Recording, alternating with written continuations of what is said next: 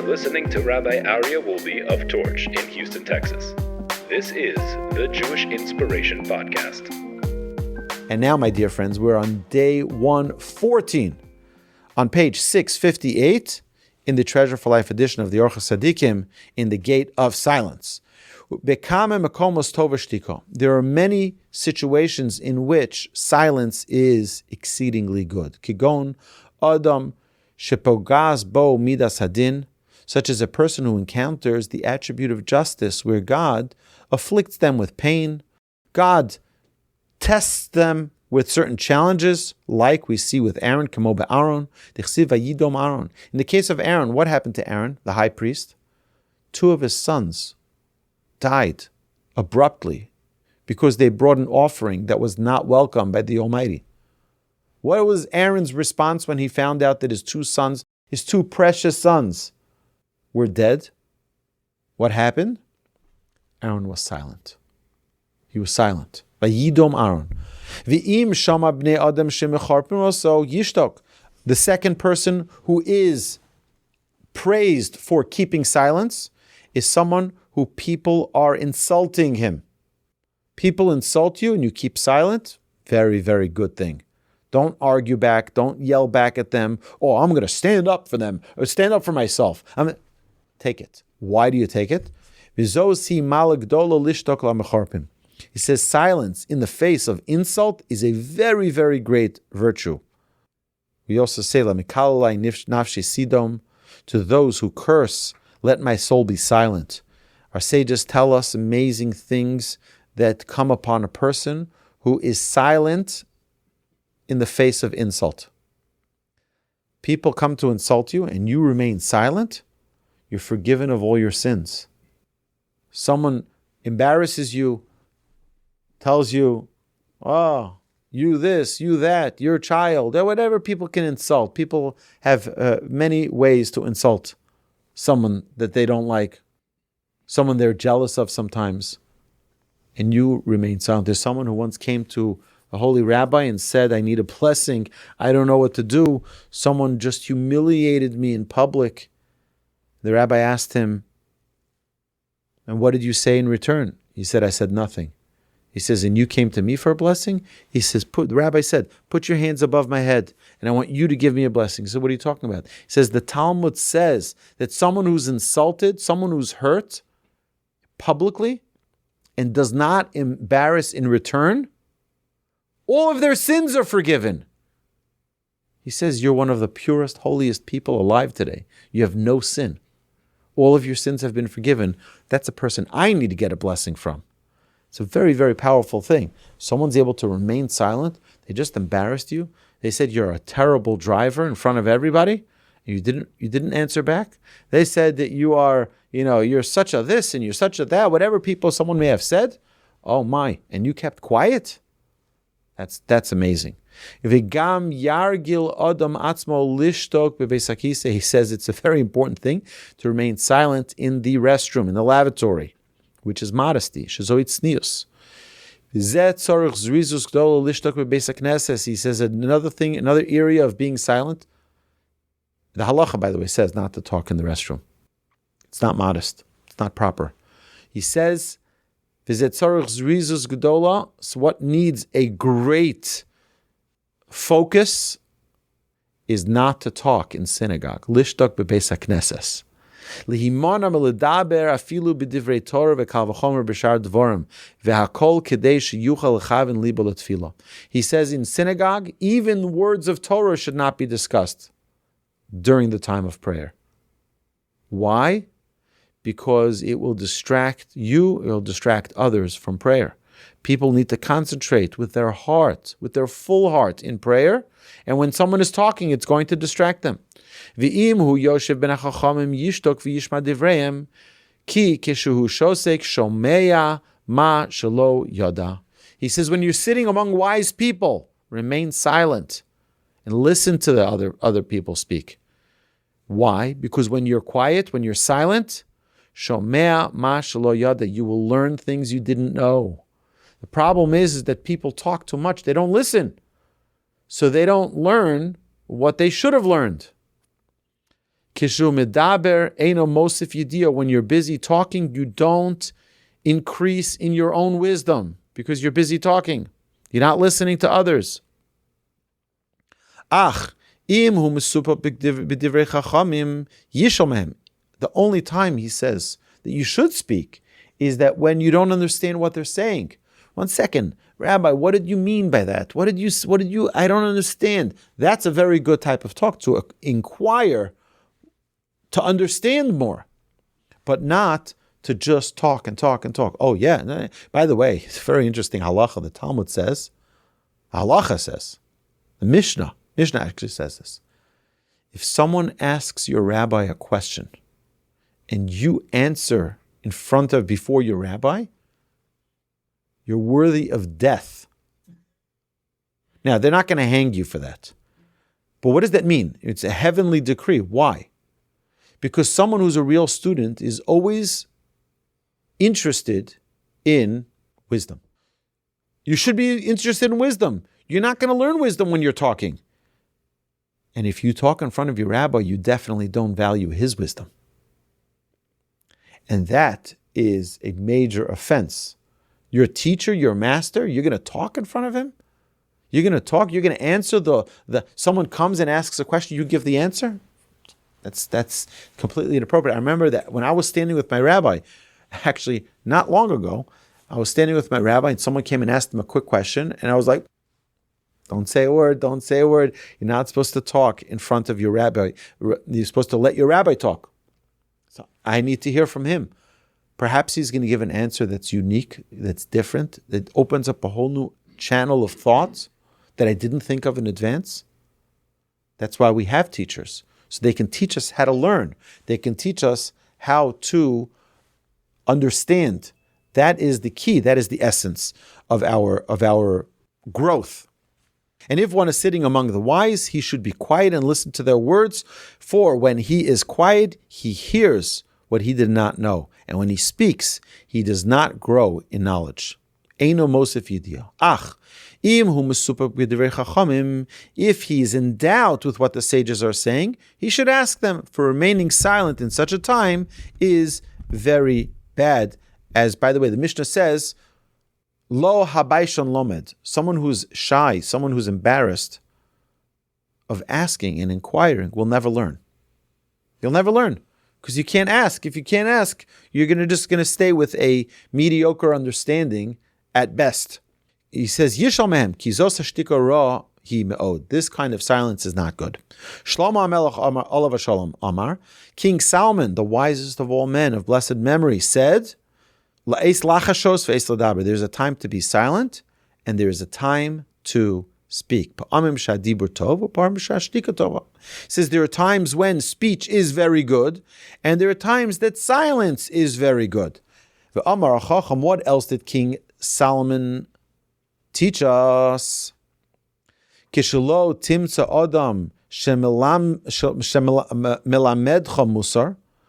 you cannot find someone who can teach you Mussar, what is Mussar? Mussar is the proper guidance in how to live life, how to overcome certain traits, how to be a better person. You don't know, I don't know what to do. The best thing is to remain silent, lest you speak foolishness.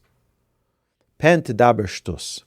Avur shehaloshon kala ledaber, tzarich lihizar me'od lahachbid haloshon. He says, because the tongue is extremely light in speaking, one must be careful to weigh down the tongue to keep it from speaking. Lishmor also shalot tedaber. Rov dvarim kemasa hakaved ukvedus shel rov dvarim hu yoser kaved mikvedus shel rov shtika. He says, an abundance of words is like a heavy burden, and the heaviness of an abundance of words is greater than that of an abundance of silence. Ve'im shamash hachaver medaber yishtok achi yisayim devarav. You hear your friend speaking? Don't interrupt. Remain silent till they conclude. Ki meishiv davar b'terem yishma ivelis hilo uchlima. Why should a person remain silent till his friend speaks? Because the verse states in Proverbs, if one answers before he has heard, it is foolish of him and shameful. Meaning, how many times are we in a conversation and we realize, I've seen so many of such conversations, myself included in such conversations, prior to learning this chapter, of course, that each person in the conversation is thinking about what they're going to say next. They're not even listening to what the person says. It's just like yeah, and the next person is going, and each person is just slinging back their ideas or their knowledge or whatever without even actually listening to what someone is saying. Mishu ragul b'shtiko, someone who's accustomed to this trait of silence, is going to be protected from many transgressions. What are those transgressions? Mechanifus, v'leitzonos, v'lashon hara, mishkarim, u'mecherufim v'gidufim. He says, what is the transgressions that a person will protect themselves from? Like we mentioned before, flattery, mockery, slander, falsehood, and from insults. If a person is able to remain silent, it is a great, great protector to ensure that they don't insult people, they don't say things which are false.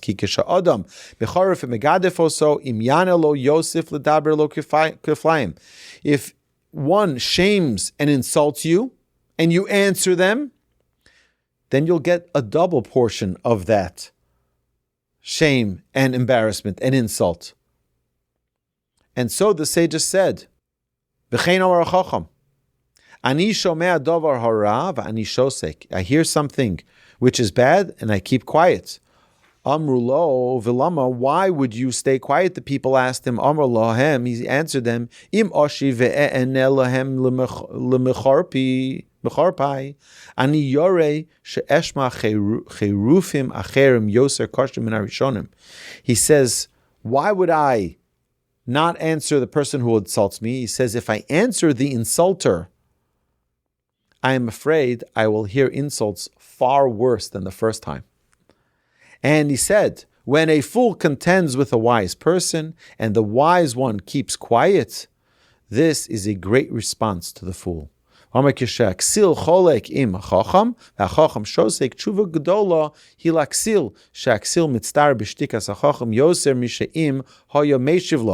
he says, for a fool is more distressed by the silence of the wise than if the wise one would answer him.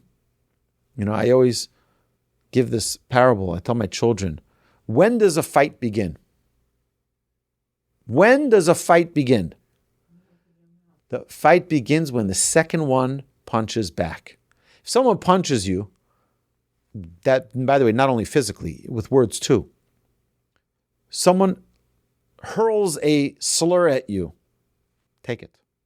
Because the minute you answer back, now it's a fight. Now the gloves come off. Now you punched back. Now it's a brawl. Okay, someone said something. Okay, they insulted. Big deal. Oh, go back at them. I'm going to teach them. Nothing good. That's when it becomes a fight. You don't answer back. That's the greatest insult to the unwise, to the foolish people. A friend of mine told me that he started getting into the habit of drafting emails or drafting texts. He says sometimes he would see something happen, whether it be in a community, in the congregation, it happens with friends, it happens in politics, you're on Twitter, and it's oh my gosh, I'm going to write him, I'm going to tell him, right?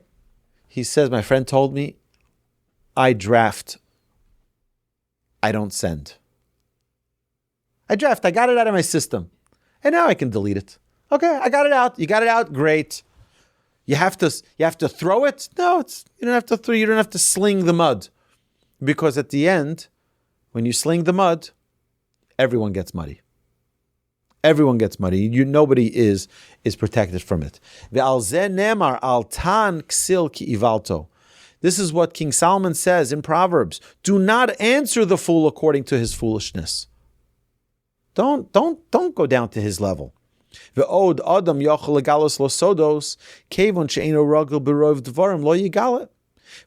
one is able to reveal secrets to you, since you're not a very talkative person, and he's not concerned that you're going to reveal the secret.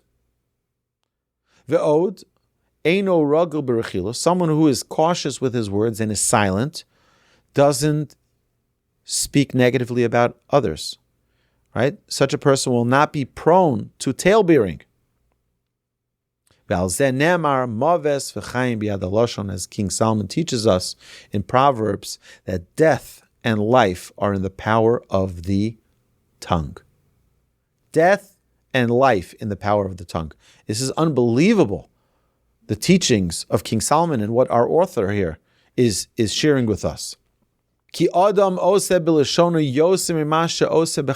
person can do with his tongue or tweet more than someone does with a sword. Imagine, how many people can you hurt with words?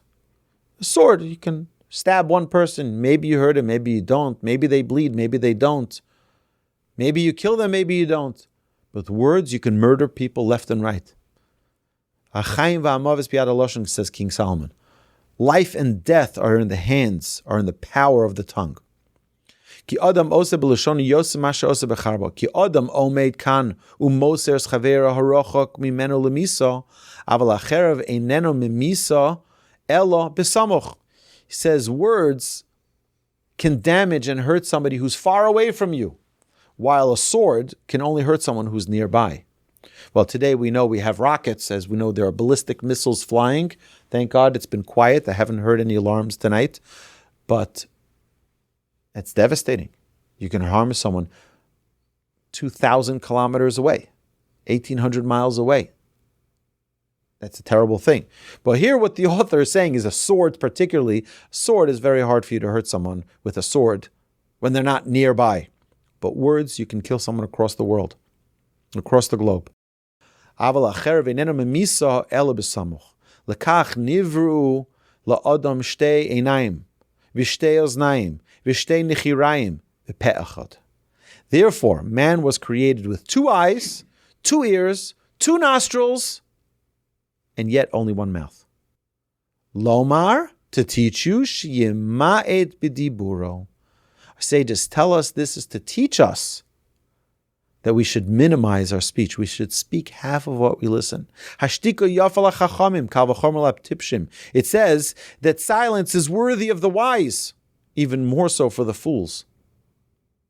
Silence is good for the wise, it's even better for the fools. As the Mishnah tells us in Ethics of Our Fathers, the guide of wisdom is silence. Sama dechola mishtoka. The universal remedy is silence. And here, my dear friends, we conclude day number 114. What an incredible journey we studied tonight. Those of you online here on Zoom, thank you so much for joining us. It is a real pleasure. And those of you on Facebook, YouTube, Twitter, Twitch, Kick, all the other platforms, thank you so much. It really is awesome to learn with all y'all. Have a magnificent evening. You've been listening to Rabbi Aryeh Wolbe on a podcast produced by Torch, the Torah Outreach Resource Center of Houston. Please help sponsor an episode so we can continue to produce more quality Jewish content for our listeners around the globe.